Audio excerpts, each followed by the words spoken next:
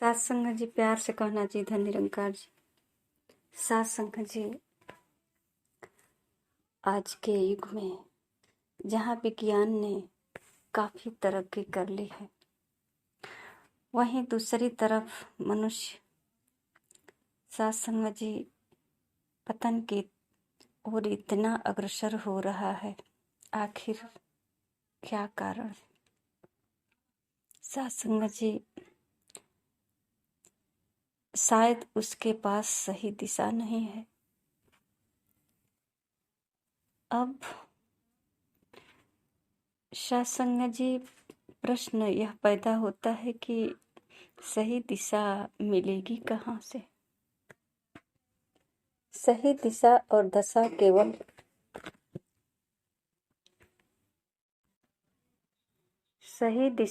दशा केवल ब्रह्मज्ञानियों के संग से ही प्राप्त होती है। सात संगत जी, आज निरंकारी मिशन के संत महापुरुष यही तो कर रहे हैं। सात संगत जी, बाबा हरदेव सिंह जी महाराज 36 साल तक सात संगत जी मानव को मानव से जोड़ने का काम किए, इनको सही दिशा दिखाने का काम किया, भाईचारे का काम किया। सात संगत जी, मानव विज्ञान के द्वारा तो बहुत कुछ बना सकता है, पर सात संगत जी क्या अपने आप की पहचान कर पाया है? सात संगत जी, यह एक आध्यात्मिक सभा है, कोई धर्म नहीं है। लोग निरंकारी मिशन से पता नहीं क्यों या सत्संग के नाम पे उलझ जाते हैं। संत निरंकारी मिशन सात संगत जी मानव को मानवता, केवल मानवता के राह पे लाने का ही कार्य कर रहा है। कोई नया धर्म नहीं सिखा रहा है। और सच तो ये है कि मानव के लिए ये सत्संग एक विज्ञान ही है, आध्यात्मिक विज्ञान। लेकिन सत्संग के नाम पर पता नहीं क्यों लोग सत्संग का नाम लेते ही हजारों क्वेश्चन, हजारों प्रश्न। सात संगत जी, बहुत से ऐसे प्रश्न यह आता है कि अभी सत्संग करने की उम्र है, घर बार छोड़ करके घर का काम कौन संभालेगा, घर कौन संभालेगा? सात संगत जी, क्या बताया जाए, अब इनको क्या समझाया जाए? सब लोग सात संगत जी देखते हैं आंखों से, आंखों के सामने सब कुछ हो रहा है, पर समझ नहीं आता है सात संगत जी, इसलिए कि कोई दिशा देने वाला नहीं है। जैसा कि मोटी मोटी किताबें हमारे पास होता है, अक्षर भी बड़ा बड़ा है, दिख भी रहा है, पर हम उसको पढ़ नहीं पाते हैं क्योंकि कोई पढ़ाया ही नहीं। अगर इन शब्दों को किसी ने पहले ही पढ़ा दिया होता तो आज सात संगत जी पढ़ने में आसानी हो जाती, पर सात संगत जी पढ़े नहीं है, कोई गुरु ही नहीं मिलाया पढ़ाने वाला। और सात संगत जी आज कहते हैं कि अपना घर संभालें, अपना परिवार संभालें। सात संगत जी, बात तो सच है, जब तक आप जीवित हैं तब तक तो संभाल सकते हैं, जब तक आप जीवित हैं तब तक तो संभाल सकते हैं। पर सात संगत जी, अगर किसी का अंतिम सांस कि लड़ी टूट जाए, उसका घर कौन संभालता है, उसका परिवार कौन संभालता है। इस संसार में ऐसी समस्या भी आती है कि शादी के कुछ ही दिन बाद या बुढ़ापे में या बच्चे छोटे छोटे हैं, माँ बाप नहीं रहते हैं, कौन संभालता है। साथ संगत जी, लोग अपने आप को ही इस संसार का कर्ता बना लेते हैं कि हम ही संभालते हैं, हम ही करता है, सब कुछ हम ही करने वाले हैं, हमसे ही सब कुछ हो रहा है।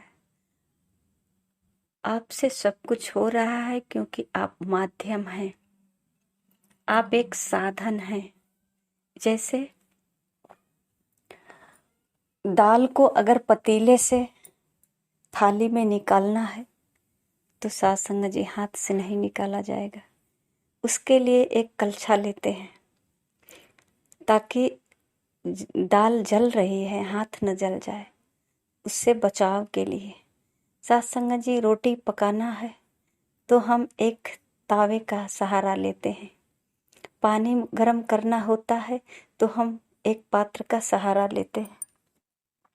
पतीले में पानी रख करके पानी गर्म करते हैं क्योंकि आग पे पानी नहीं रखा जाएगा। साथ संगत जी, यही बात बताई जा रही है कि ये जो साकार दिख रहा है संसार में, ये सब एक माध्यम है। परमात्मा इसी में है, समाया हुआ है। और ये हमारे लिए माध्यम इसलिए है कि हम इनको जाने, इनके साथ कैसा व्यवहार करना है, कैसे इनके साथ रहना है। और सत्संग जी, जो हमारा भक्ति का भाव है, जो हम पूजन पाठन करते हैं, पढ़ते हैं, चाहे रामायण पढ़ें, गीता पढ़ें, कोई भी शास्त्र का किताबें पढ़ें, सत्संग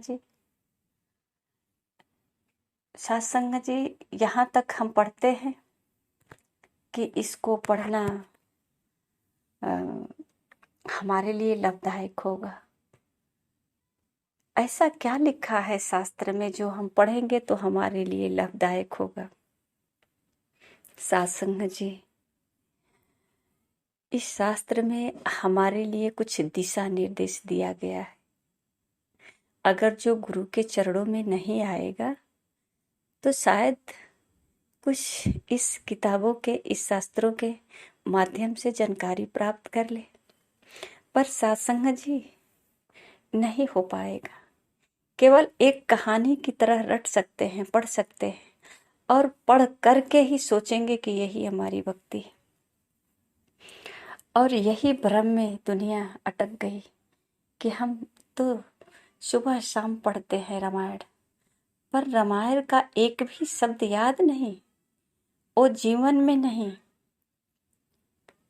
रामायण में तो लिखा गया है हरि व्यापक सर्वत्र समाना, पर हमने तो परिवार में ही नहीं देखा कि हरि व्यापक है।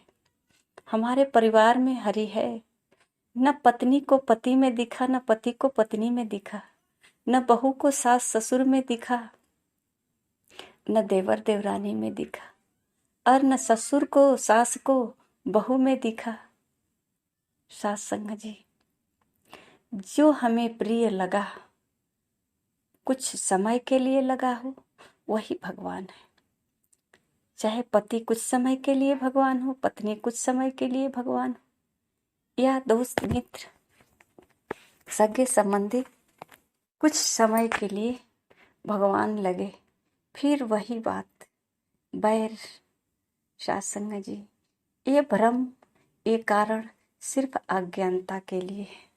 अज्ञानता के वजह से सत्संग जी कुछ समय तक ये हमारा अपना रहे, सगा रहे, भगवान रहे, अब कुछ भी नहीं है। भगवान तो हमेशा से भगवान ही है। ये मेरा आधार है। यही जो है सत्संग जी हमारे जीवन को चलाने वाले हैं। कहा जाए कि यही मेरा जीवन है।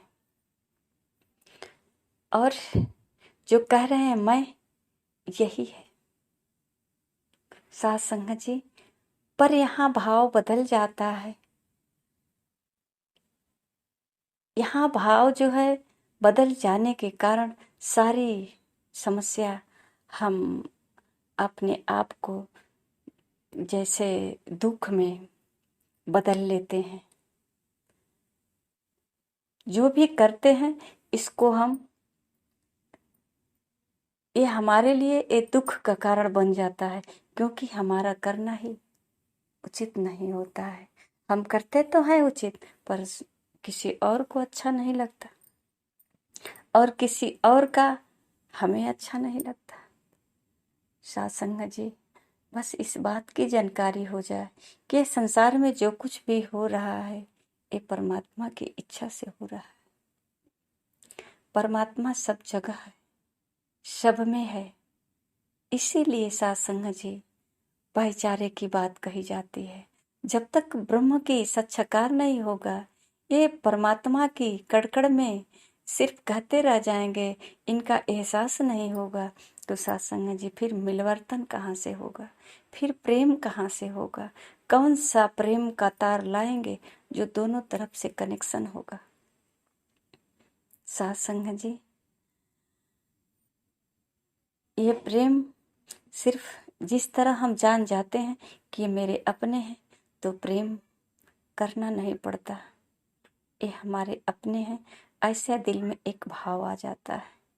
साथ संगत जी, इसी प्रकार जब हमें जानकारी हो जाती है कि परमात्मा कड़कड़ में है, सब में है, और साथ संगत जी परमात्मा का जब एहसास हो जाता है, अब हमें बात करने में थोड़ा आसानी हो जाती है कि ये परमात्मा कड़कड़ में है। तो अब साथ संगत जी किस तरह से बात करना है, तो थोड़ी समय के लिए तो हमें ये भाव हमारा चेंज हो जाता है कि ये परमात्मा है सामने वाला, तो इसके साथ हमें किस तरह से बात करना है और सामने वाला का बात को हमें कैसे एक्सेप्ट करना है। साथ संगत जी इस तरह का थोड़ा सा शब्दों को हमको तौल कर बोलना पड़ता है, समझ कर बोलना पड़ता है, क्योंकि समझाया यही जाता है। तो साथ संगत जी ज्ञान होने के बाद भी अगर हम सोचें कि शब्द जो भी बोले हमारा कल्याण हो, तो साथ संगत जी ऐसा नहीं हो सकता, क्योंकि ज्ञान तो द्रौपदी को भी था और राजमहल की रानी थी, पर शब्द के कारण ही महाभारत हुआ। साथ संगत जी ज्ञान तो सीता जी को भी था, सब जानकारी था, पर जो लक्ष्मण जी के साथ शब्द का प्रयोग की, मर्यादा का उल्लंघन की, उनका हरण हुआ। साथ संगत जी ये सारी जो है परेशानियां है, जड़ है, ये शब्द ही है, और ये शब्द ही जो है साथ संगत जी आज हमारे लिए गुरु है, और शब्द ही हमारा आधार है, शब्द ही हमारा जो है साथ संगत जी कहते हैं कवच। ये इसीलिए कबीर जी कहते हैं कि ऐसी बानी बोलिए, यानी मीठा, ताकि औरों को भी मीठा लगे। ऐसी बानी बोलिए मन का आपा खोए, औरों को शीतल करे आपो शीतल होए। साथ संगत जी अगर बानी में मिठास है, नम्रता है, थोड़ा बहुत सहनशीलता है, तो शायद गुंजाइश है। अगर कड़वाहट, साथ संगत जी बाबा जी अक्सर विचार में कहते हैं, जिन प्रेम कियो तिन ही प्रभु पायो। साथ संगत जी कहते हैं प्रेम ते प्रकट हो ही मैं जाना, प्रेम से ही परमात्मा प्रकट होते हैं। ये सारी बात जानकारी है, परमात्मा को केवल बात जानकारी है, शब्द केवल दोहराते हैं, पर कभी इसको धारण नहीं किए, कभी इसको कवच नहीं बनाए, कभी इसको पुल नहीं बनाए, मार्गदर्शक इसका सहारा नहीं लिए।